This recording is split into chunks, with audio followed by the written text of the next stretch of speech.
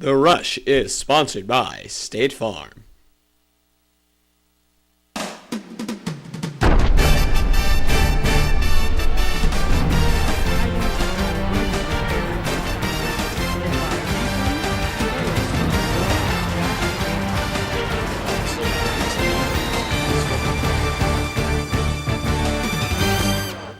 Welcome to this week's edition of The Rush. I'm Danny Fry, and on this week's episode, we have the football team traveling to Southeast. The volleyball team took on Lincoln, and also the Titan soccer team hosted the Titan Invite. And now we'll bring in Coach Mosier. You're the running backs coach for the football team, and you're a guest anchor today. Break down these football highlights, especially because Donovan Hammonds had a 2-game suspension against Lincoln and Southeast. And how do you think Nathan Hack and Tyler DeRozier, Josh Talley, et cetera, filled in? I think they filled in very nicely. It was going to be a kind of by committee thing. Tyler DeRozier had a big week. Josh Talley was new the last 2 weeks, and Nathan Hack's kind of been that fill-in guy, you know, carrying the load for the last 2 years. So they've all done real well. And now let's see how the Titans did against the Southeast Spartans. And here, start off, and Brian Hobby caught a 65-yard touchdown pass to start off this game and made it 7-0. Here's just a quick little dump off to Hobby, and he stepped up in this game. Yeah, he really did. We wanted to show that, you know, now we have 2 tight ends that are really tough. Yeah, Helm, of course, and then Brian Hobby. There's a touchdown run by Nathan Hack quickly, 14-0 Titans. And then Southeast trying to get something going on the ground. Eventually, that ball just ripped out by Dylan Ambrose. Yeah, the defense really swarmed there, and Dylan does that. He's pretty sneaky at some things, so that's good. And now Miles, like, okay, we'll get the ball back. They went and scored on the touchdown pass to Daniel Helm. That made it 21-0. Can't have a highlight without Daniel Helm. There's a quick little snag up there to Helm. And now we eventually set up this touchdown run to the outside Nathan Hack. That was touchdown run number 2. And it was 28-0 after 1 quarter.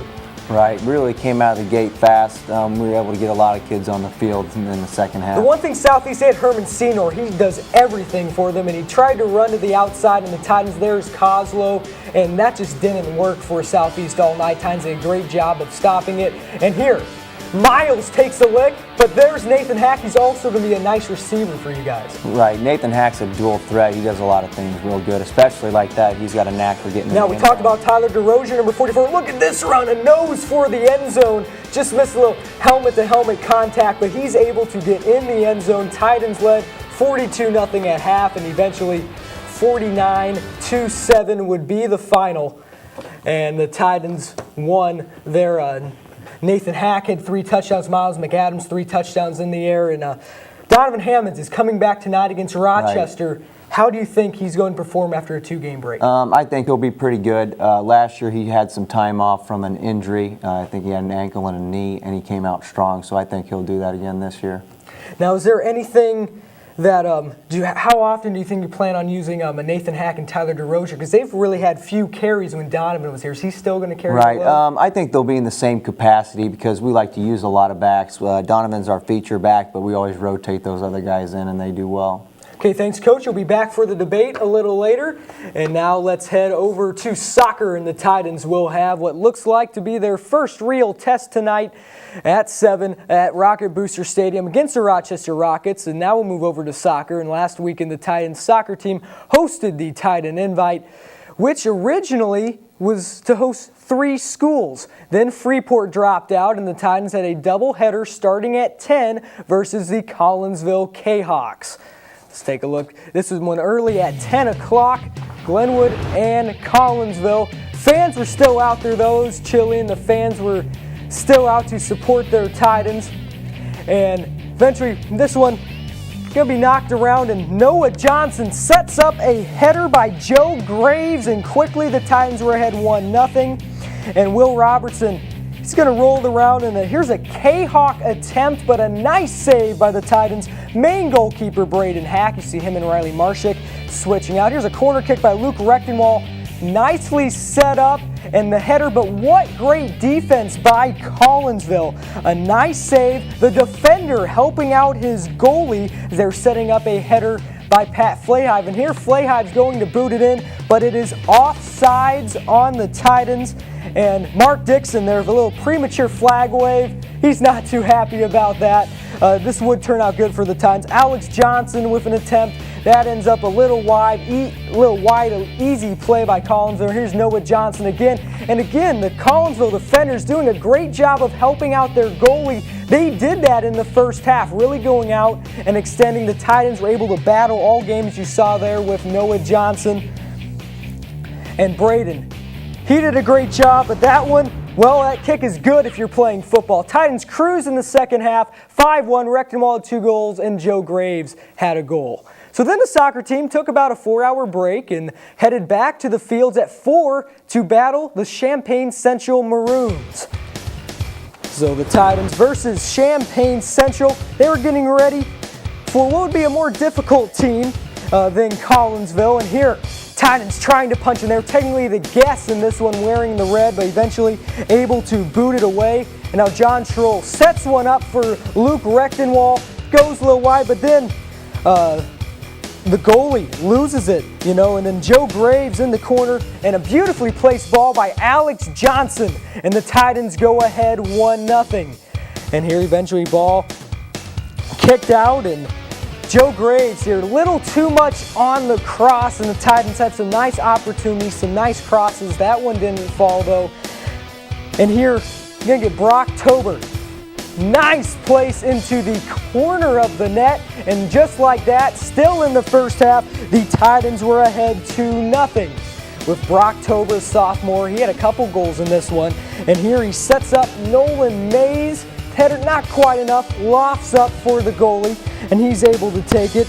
And Glenwood was aggressive enough to have some free kick opportunities. Tober's shot there a little off, but the Titans. Here, Champaign Central didn't have a single shot on goal in the first half. Here is why. They try to move it down, and Pat Flahive, he's going to move them out and did a great job of defense on the Maroons' ball handling. 3-1 Titans. Brocktober with 2 goals. Alex Goose Johnson had that goal as well. The Titans travel up to Geneva up north for a game tonight at 6. Let's take a quick commercial break, and then we'll be right back with volleyball highlights and a player feature on girls swimming phenom Sarah Helm. Stay right there.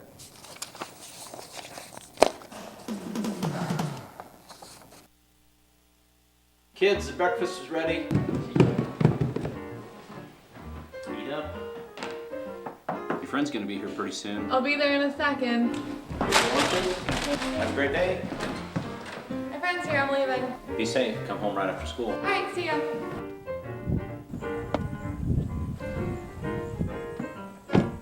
Wow, your dads are really looking out for you. That's not my dad. That's my family's financial advisor, Mr. Sullivan. Sullivan Financial, looking out for your investments and your family.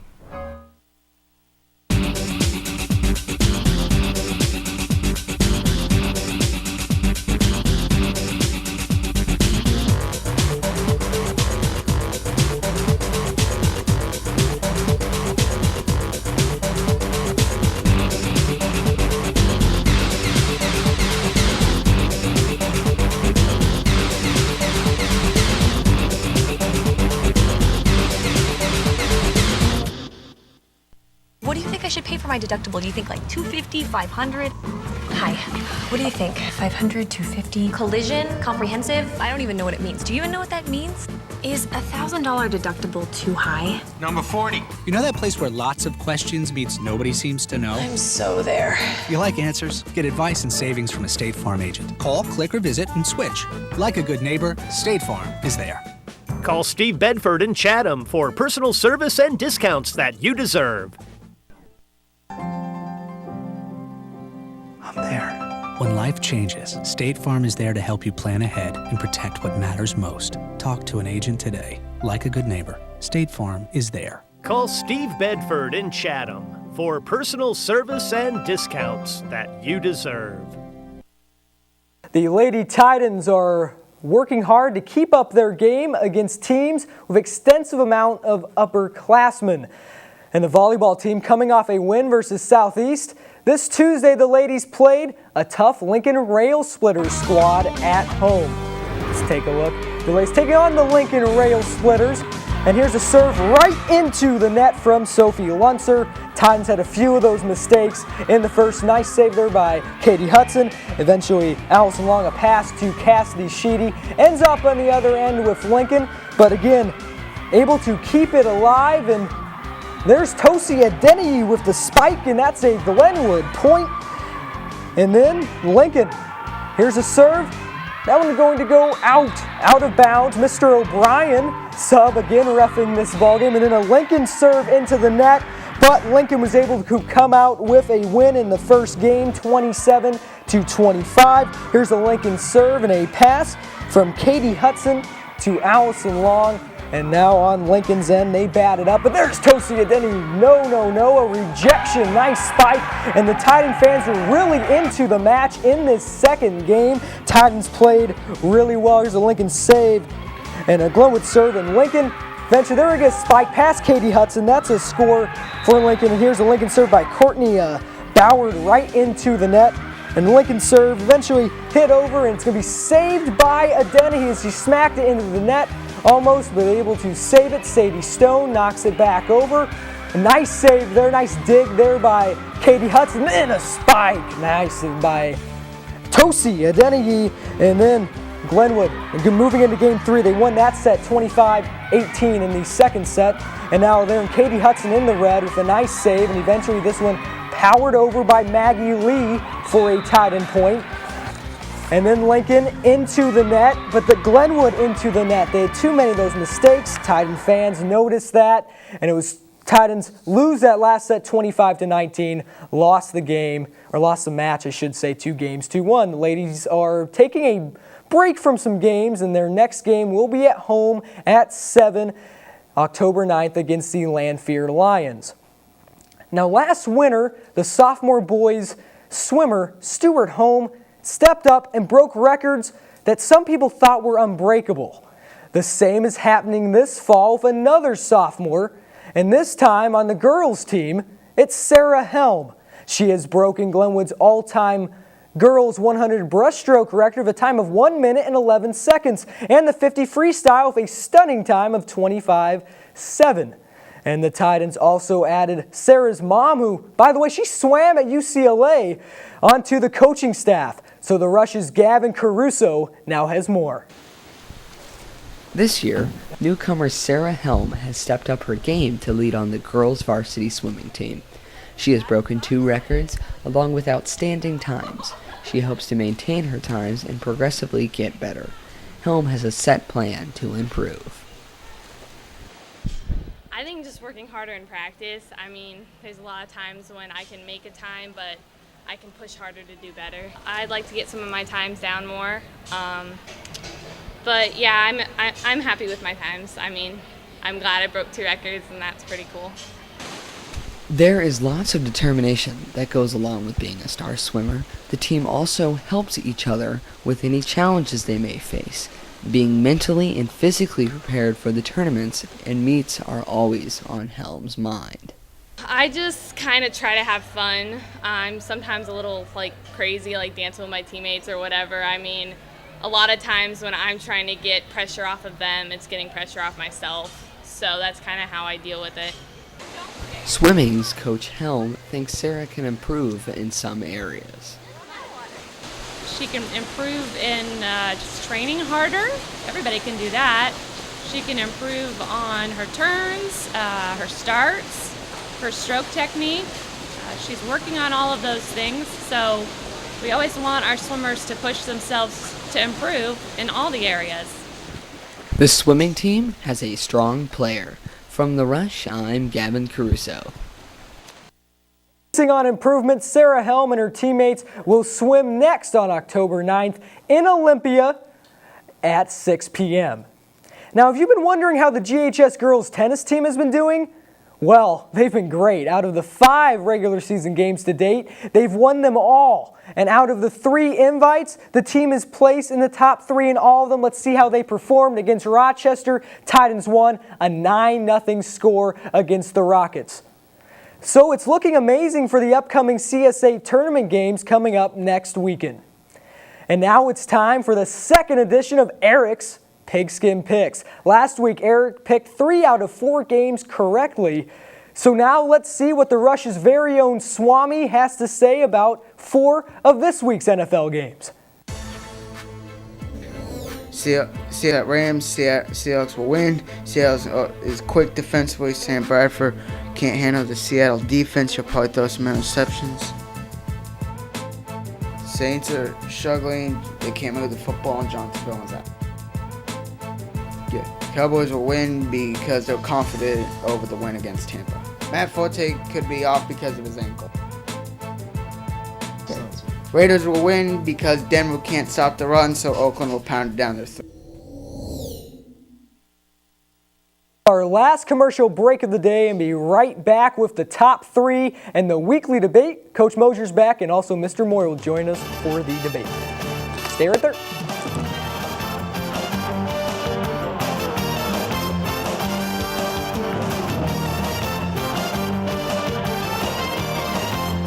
Kids, breakfast is ready. Eat up. Your friend's gonna be here pretty soon. I'll be there in a second. Have a great day. My friend's here, I'm leaving. Be safe. Come home right after school. Alright, see ya.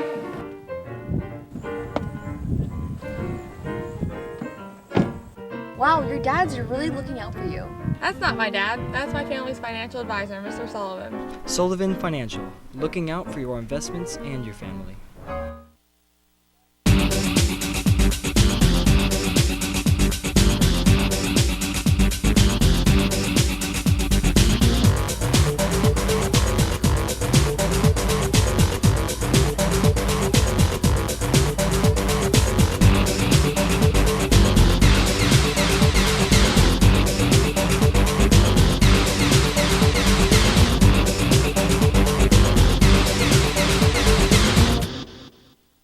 What do you think I should pay for my deductible? Do you think like $250, $500?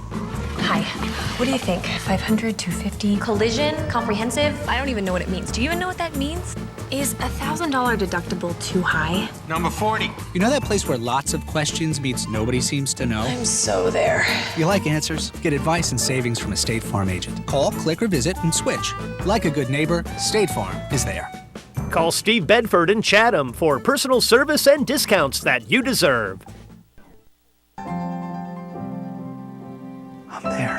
When life changes, State Farm is there to help you plan ahead and protect what matters most. Talk to an agent today. Like a good neighbor, State Farm is there. Call Steve Bedford in Chatham for personal service and discounts that you deserve.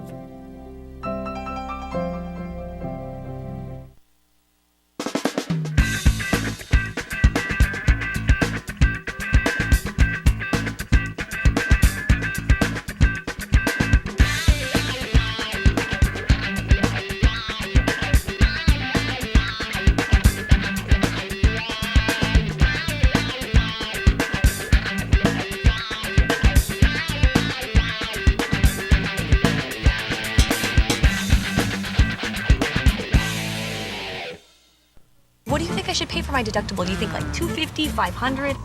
Hi, what do you think? $500, $250? Collision? Comprehensive? I don't even know what it means. Do you even know what that means? Is $1,000 deductible too high? Number 40. You know that place where lots of questions meets nobody seems to know? I'm so there. If you like answers, get advice and savings from a State Farm agent. Call, click, or visit and switch. Like a good neighbor, State Farm is there. Call Steve Bedford in Chatham for personal service and discounts that you deserve. Kids, the breakfast is ready.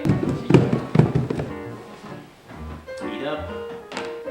Your friend's gonna be here pretty soon. I'll be there in a second. Have a great day. My friend's here, I'm leaving. Be safe. Come home right after school. Alright, see ya.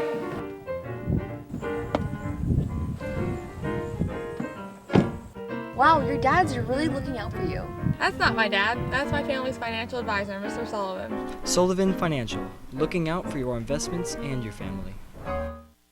Correct. I'm Gavin Crusoe, and welcome to the top three plays this week in Glenwood Sports. And at play number 3, we have a nice block by Kosi Abney. Something she's been doing all season for the Lady Titans. And at play number 2, a header goal by Joe Graves, set up by Nolan Johnson. And at number 1, in Glenwood Sports this week is Tyler DeRozier using pure force to score the Titan touchdown. we're going to head it back over to Danny with the debate.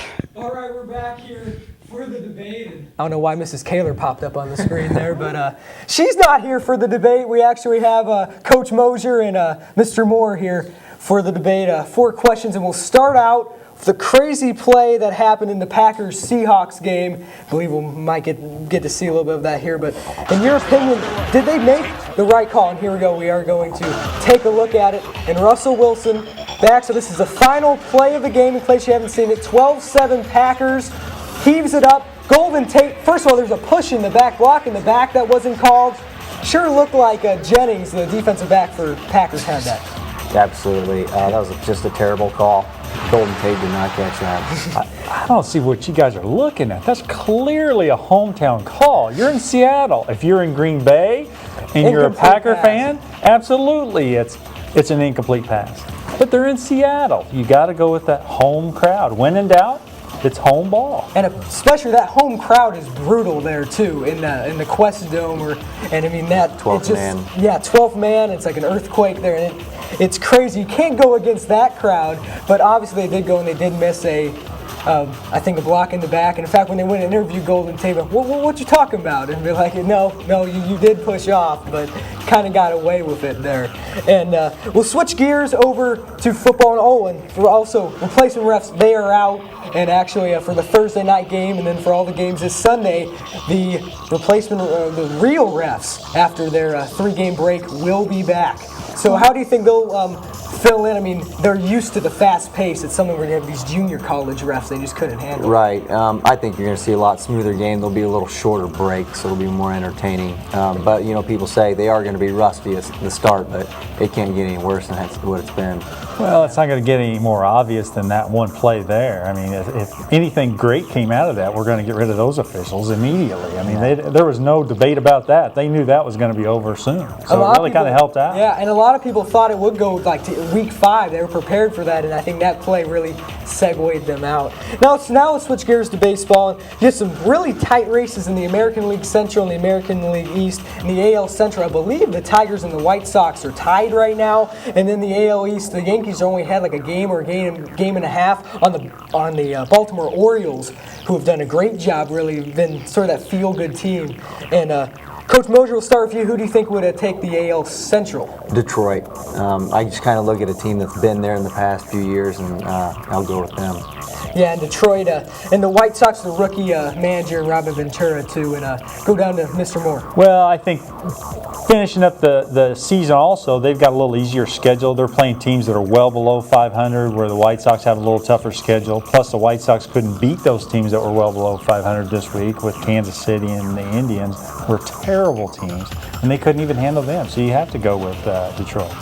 And Detroit started off slow, but now they got their bats all clicking, especially with their moves with Prince Fielder and such. Now they're going. Now the AL East, interesting because usually the Orioles aren't in the mix around this time, and now they are against the New York Yankees, and of course powerhouse. Who do you think you got? Yankees. I got the Yankees. It's just too many stars, too much to handle down the stretch. And they even added Ichiro too, and he's right. They just keep spending money. And since my Red Sox are 21 and a half games out, I'm pretty sure they're not going to make it. So I got to root for the Orioles because I have to, legally, being a Red Sox fan, you have to root against the Yankees. So I just can't go with the Yankees. Yeah, same thing as a Bears fan against the Packers too. Right. That's why I was happy. I thought it was a great call. The wrong call, but I thought it was great against the Packers and Seahawks. And Red Sox is going to take a little sider to Mr. Moore here. And side question: what do you feel about Bobby Valentine? How he's handled the same thing I felt about Bobby Valentine before he got that job. He should have never been there. And I'm just hoping this is just going to solidify the fact that he's on the way out. Yeah, he never really was a manager. Of course, you had the whole incognito thing with the New York Mets where he got kicked out and came back with a mustache. And I mean, he's a funny guy, but just not quite sure if he can handle all these big egos right now.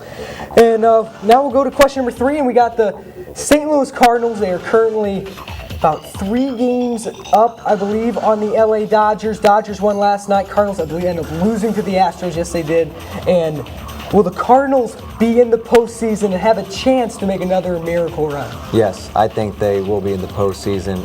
You look at last year, I know it's a different year, but I mean, how do you count these guys out? Plus, they have the lead on them right now down the home stretch, and I definitely think their schedule thinks they can get in. Plus, I think their pitching staff's finally coming around. Chris Carpenter pitched a good game. He only gave up 2 runs, I think, and if he got any support at all of men in scoring position, he might have had a win last night. That's a big thing with the Cardinals this year, though, and I don't want to sound like I'm complaining because the Cardinals really do have great bets. They lead in run differential, but they can't score with runners in scoring position. They just can't seem to get that clutch hit. I mean, if they do, it seems to come back to back to back, and it's a huge scoring day. But when it's just like, a 2-0 ball game, they can't seem to get that hit like they did in the tail end and going into the postseason last year. And I think the Cardinals, Mike Matheny so far is starting off, and I think he's probably done like a beach. Different things with, he pitches righties against lefties, and bats lefties against righties, and that's something that Tony La Russa, that's against his book of managing too, and something different there. And Cardinals, we'll see, and it's hard to believe that the Dodgers aren't higher in this race, because they got pretty much everybody. They got Josh Beckett, they got the Adrian Gonzalez from your Red Sox, Mr. Moore, and then they added Joe Glenn, and they added different arms and stuff, and with Magic Johnson as a part owner now, and all these different things you thought would go into the right order, and it hasn't clicked yet for them. No, and it's one of those things. I think they play a good schedule well. You play the West Coast teams. San Francisco's always been solid. San Diego over the years had been. They haven't really done anything this past year. Colorado's always tough. So I think it's one of those things where, depending on what they've got to finish up with, I think the Cardinals can still take it, though. Now we'll go to college football in the early season, and there's always been hype for Notre Dame football. Since Charlie Weiss was there and they've had the coaches, they've tried to find the right fit. Obviously, Charlie Weiss was, and they were able to make like a Hawaii Bowl, and then now they had Brian Kelly last year. They're experimenting with him, and didn't turn out so great for them. But now they're 3-0. They beat Michigan State. They beat Michigan. How good is this Notre Dame football club? When you look at them, and I'm not a Notre Dame fan. I'm not either. Not a Catholic school fan in general. But Don't blame you. You hate to see it because they have the athleticism this year. They actually have those legit guys. They look like they're just absolutely more physical than other teams. They look like they have those 4- and 5-star recruits, and they can be scary. Mr. Moore, do you think the hype's finally there for them? I think any time they have any success, it's going to be overhyped. I think we're still overhyping them just because they've got such a big backing throughout the country. I think once they start playing outside the Big Ten conference, which is kind of down this year. The Big Ten's not a real powerhouse this year. Soon they'll have the ACC deal too, where they play 5 games there. Exactly. They're going to start playing a tougher schedule later in the season when they've got to go to Oklahoma. They got to go to USC, to Stanford, and play some big-time schools that are really having good years. Then we'll see where we're at with Notre Dame. Until they start playing some of those top-tier teams, though, I think it's overhyped. Well, that's it for this week's edition of the debate. Thanks for coming on, Coach Murphy, for breaking down the football highlights. Mr. Moore, great insight as well on the debate. And now that's it for this episode. Make sure to head out to Rochester at Rocket Booster Stadium for the big game tonight at 7. Make sure to get there early. Till next week, see you.